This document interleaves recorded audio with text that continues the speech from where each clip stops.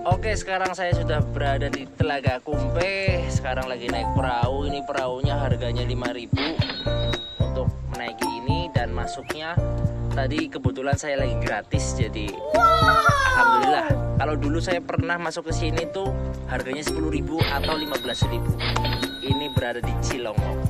Mantap.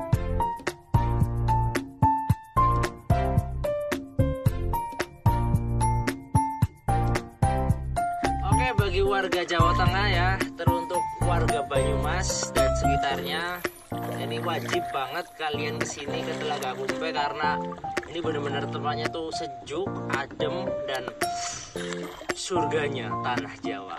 Mantap.